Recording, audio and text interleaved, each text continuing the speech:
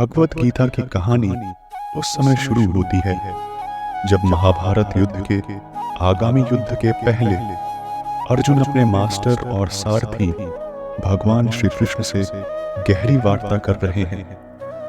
वह अर्जुन भगवान श्री कृष्ण से युद्ध के समय अपने कर्तव्य के विषय में प्रश्न पूछते हैं। अर्जुन अपने बड़े भाइयों, गुरुओं और चाचा जी भीष्म पितामह और द्रोणाचार्य को युद्ध के लिए खड़ा होते देखते हैं। वे उन्हें मारने का भय प्राप्त होता है और उनके मन में संदेह और असमर्थता का भाव आता है। भगवान श्री कृष्ण का उपदेश। भगवान श्री कृष्ण अर्जुन को उनके कर्तव्य की प्रेरणा देते हैं और उन्हें धर्म, कर्म और ज्ञान के विषय में उपदेश देते हैं। वे अर्जुन को समझाते हैं कि वे अपने कर्तव्य के प्रति समर्पित होना चाहिए और उन्हें सांसारिक बाधाओं से ऊपर उठकर अपने कर्मों को करना चाहिए। ज्ञान का महत्व। भगवान श्री कृष्ण अर्जुन को यह भी सिखाते हैं कि ज्ञान ही वह स्रोत है जो हमें धर्म, अध्यात्म और सच्चे स्वयं के प्रति समझने में मदद करता है। वे उन्हें समझाते हैं कि सही ज्ञान से ही हम अपने जीवन को सार्थक बना सकते हैं। इस प्रकार भगवत गीता हमें ज्ञान का महत्व बताती और हमें समझाती है कि यह ज्ञान ही हमें आध्यात्मिक और सांसारिक सफलता में मदद कर सकता है। यहाँ तक कि युद्ध के समय भी अर्जुन को सही मार्ग दिखाने में सक्षम होता है। उद्धरेदात्मनात्माना नात्मानमवसादयेत् आत्मैव ह्यात्मनो बन्धुरात्मैव रिपुरात्मनः।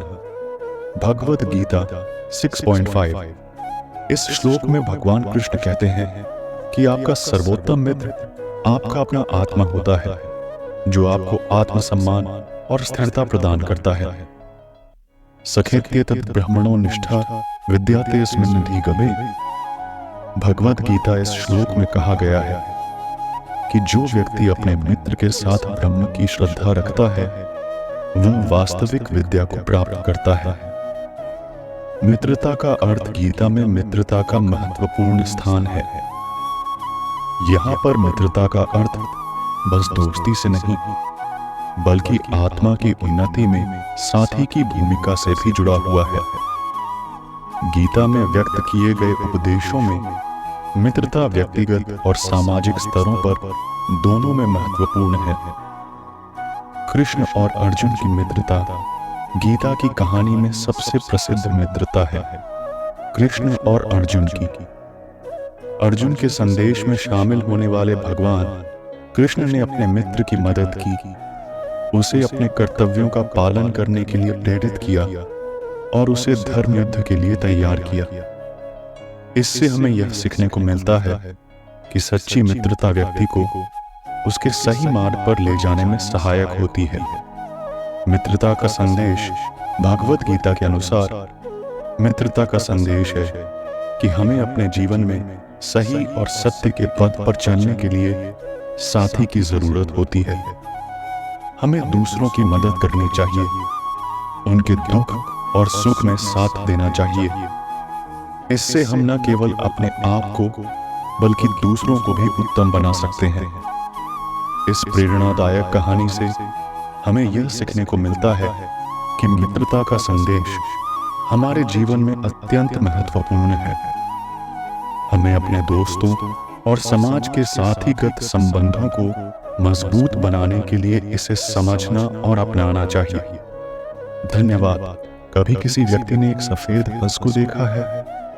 वह बहुत ही सुंदर दिखता है, परम शांति से भरा होता है। ऐसा ही एक सुंदर प्रकृति वाला सफेद हंस एक गांव में रहता था।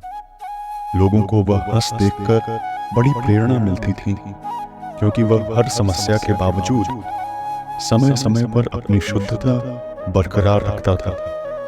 एक दिन गांव के एक छोटे से बच्चे ने हंस को पाकर उसे अपने पास ले आया। बच्चे ने उसे अपने घर में रख लिया और रोज उसे खाने पीने का सामान लेकर आता था। हंस ने उस बच्चे के स्नेह और प्यार को महसूस किया और वहां के सब लोगों के साथ बहुत खुश रहने लगा। उसकी शुद्धता और प्रेम ने सबको अपनी ओर आकर्षित किया। इस कहानी से हमें यह सीखने को मिलता है कि जैसे वह सफेद हंस हर दर्द और कठिनाई के बावजूद अपनी शुद्धता बनाए रखता है, वैसे ही हमें अपनी आत्मा की शुद्धता को बरकरार रखना चाहिए। भगवद गीता के अनुसार आत्मा की शुद्धता ही हमें परमात्मा की ओर ले जाती है। इसलिए हमें हमेशा सच्चे और निष्कपट मन से अपने कर्म करने चाहिए, ताकि हमारी आत्मा सदैव पवित्र और शुद्ध रहे। एक समय की बात है, एक गांव में एक युवक रहता था जिसका नाम अर्जुन था। अर्जुन बहुत ही निरंतर चिंतित और उदास रहता था। उसके मन में हमेशा उलझन और संदेह रहते थे। एक दिन उसने भगवद गीता के गुरु भगवान श्री कृष्ण से पूछा कि मन का इतना महत्व क्यों होता है। भगवान श्री कृष्ण ने अर्जुन को समझाया कि मन ही हमारे कर्मों का केंद्र होता है। जैसे हमारा मन वैसे ही हमारा कार्य। यदि हमारा मन उदास और अशांत होगा तो हमारे कर्म भी असफल होंगे, परंतु यदि हमारा मन शांत और संतुलित होगा तो हम अपने कार्यों में सफलता पा सकते हैं। इस कहानी से हमें यह सीखने को मिलता है कि हमें अपने मन को संयमित रखना चाहिए। भगवद गीता के अनुसार मन को नियंत्रित करने वाला व्यक्ति ही सच्चे विजेता होता है। अर्जुन ने इस सीख को अपनाया और अपने मन को नियंत्रित करके अपने कर्म को समर्पित किया। पूजा का वास्तविक अर्थ आमतौर पर हम पूजा को मंदिर में दीप जलाना, प्रार्थनाएं करना समझते हैं, लेकिन भगवद गीता में पूजा का वास्तविक अर्थ यह है कि हमें अपने कर्मों को ईश्वर के लिए समर्पित करना चाहिए। कैसे करें सच्ची पूजा?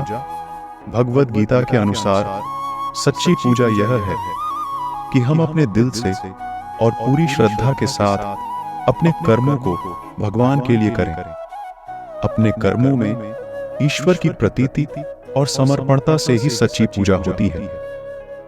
भगवद गीता में यह भी बताया गया है कि हमें कर्मयोग का पालन करना चाहिए। कर्मयोग में हम अपने कर्मों को ईश्वर को समर्पित करते हैं और उन्हें निष्काम भाव से करते हैं। इससे हमारी आत्मा में शुद्धि और समृद्धि आती है। इस वीडियो में हमने देखा कि सच्ची पूजा का अर्थ है कर्मों को भगवान के लिए समर्पित करना। यह वास्तविकता में हमारे जीवन को पवित्र और आदर्श बनाता है। भगवद गीता ने हमें यह सिखाया है कि जीवन में ईश्वर की प्रतीति और कर्मों में समर्पण से ही सच्ची पूजा होती है।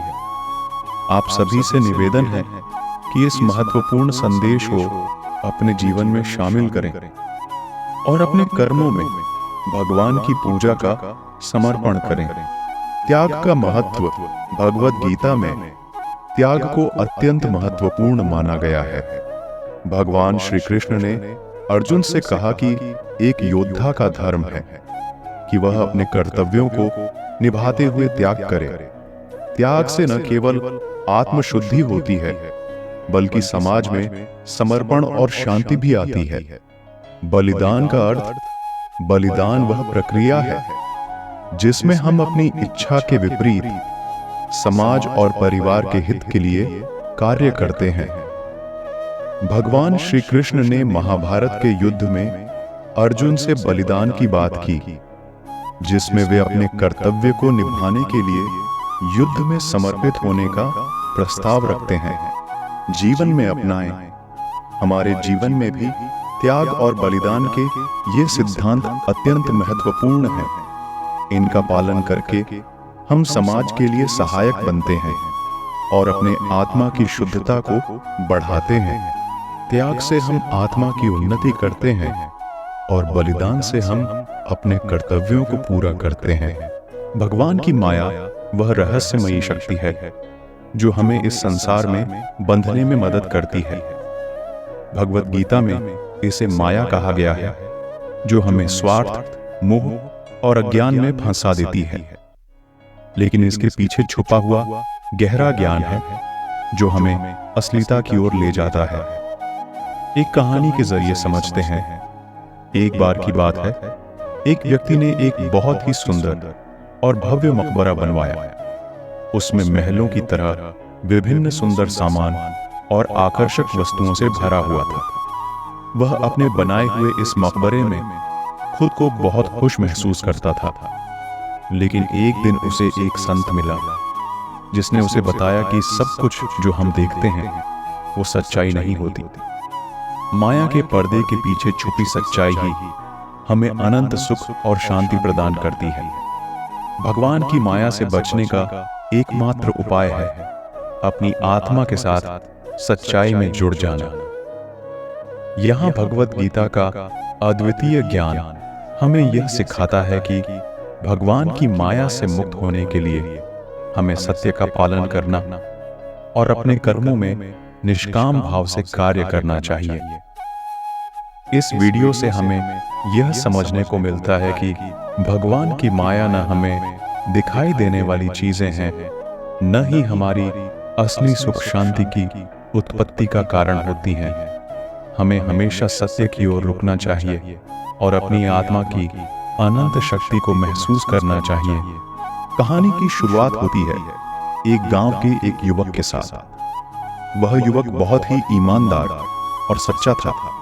उसे हमेशा सत्य बोलने का आदान प्रदान पसंद था। उसकी ईमानदारी के बारे में गांव के लोगों की प्रशंसा होती थी। एक दिन गांव में एक बड़ी बाढ़ आई। बाढ़ ने गांव को पूरी तरह से अपने पानी में डुबा दिया। लोगों के पास भोजन की कमी थी और दुख था। इस समय भी वह युवक सत्यता के साथ रहा।